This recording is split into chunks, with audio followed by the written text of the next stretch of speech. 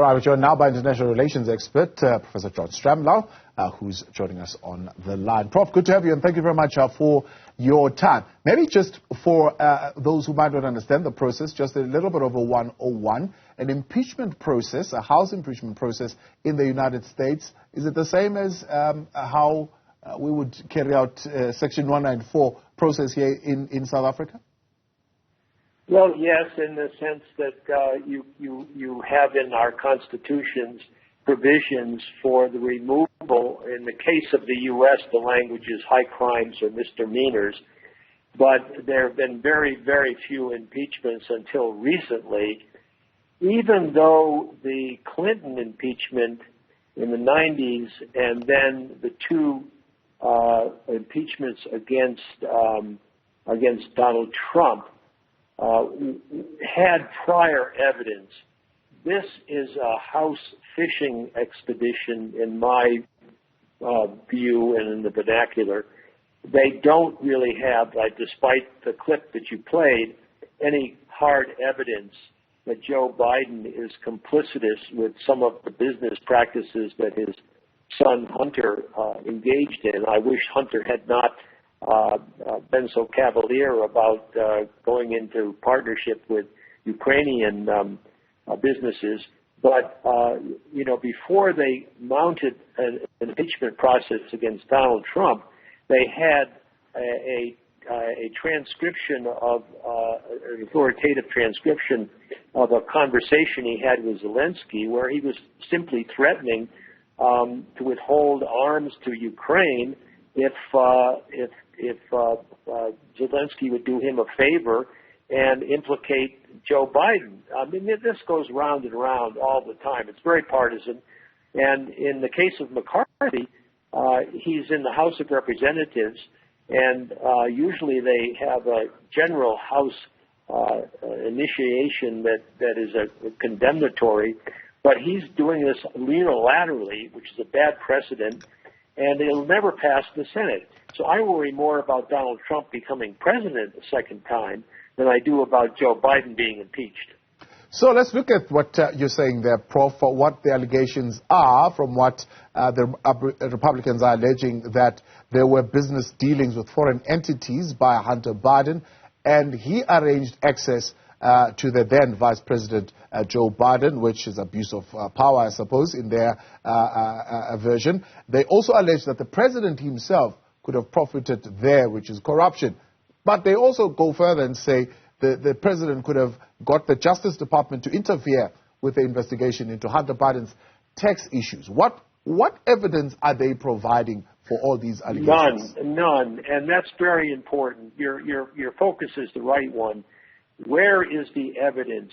In the case of Bill Clinton, you had DNA analysis of sperm on the blue dress of Monica Zelensky. Monica, anyway, it's been so long. Yeah.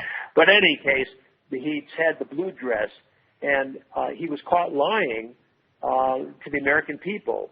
And it wasn't enough to get him convicted, because the trial goes on in the Senate. So the House of Representatives is really the first step, and then it goes to the Senate. And the Senate is still controlled by the Democrats, albeit a narrow majority. But Biden has accomplished a lot of legislation in the last couple of years, and I think, frankly, that it will die in the Senate if it ever gets to the Senate. But in the immediate, McCarthy is just pandering to his extreme factionalism in the House of Representatives, and he owes his speakership to a very, very narrow vote among the Republicans who hold him accountable. And so they bargained in order for him to get a majority. It had 15 ballots or something. So it's a fool's errand. But the president would be a bad one in any case without evidence. You've got to have evidence, and you had evidence in the Trump case of the transcript and of the speech he gave on the eve of the insurrection on January 6th, which is now being a matter for federal judicial processes, and he may end up being prosecuted and convicted for stirring up an insurrection against the United States. Yeah. But the Republicans are playing loosey-goosey in ways that the Democrats have simply not done. So what about these U.S. documents that they say they have where there is an informant that is referred to as the head of this Ukrainian company who's allegedly saying it costs $5 million to pay one Biden and $5 million another? Yeah, well, they produced an Internal Revenue Service official who claimed that he had political pressure applied to him, and then it was contradicted by an FBI agent who gave testimony in the House that was just simply not true. So it's very difficult for laymen to make sense out of this. But again, if I was reporting on this in South Africa, I would worry more about the opinion polls which suggest that there's going to be a very close race and that Biden is going to have to win if he's the candidate for the Democrats, and he appears headed in that direction, and Trump another replay of 2020 because, Biden won 7 million plurality in the national poll, but he almost lost in the Electoral College, this archaic system that America has. That's what I'm afraid my South African friends and colleagues who are worried about America's unreliability, and I think it's a genuine and credible and well-founded worry, because Trump could, in fact, become elected again. Yeah. And I don't think the impeachment for Joe Biden will go anywhere. But I could be wrong. I just don't think it tonight that I see any possibilities of Joe Biden being impeached for the evidence that they failed to produce. Why would you say that, Prof? I mean, for example, it takes a simple majority in the House. I've seen no transcript of and I read the press reports. I mean, sitting over here is very, very hard to know what's going on. But I do know the political logic of McCarthy going on this fishing expedition. I don't know whether or not he can muster enough votes in the House of Representatives if indeed evidence was shown that somehow Biden, who is vulnerable because he has a love for his son, and his other son died of cancer from serving in Iraq, and his first wife was killed when these boys were very young. So it's an emotional thing as a dad to a kid. But I don't think he's taken any money. And there's no evidence that he's taken any money. There's no evidence that he used his job as vice president. I mean, I'd be willing to be persuaded otherwise, but the Republicans have not produced any evidence, any firm evidence. No one takes them seriously. The major papers in the U.S. don't take this very seriously, and that I rely on.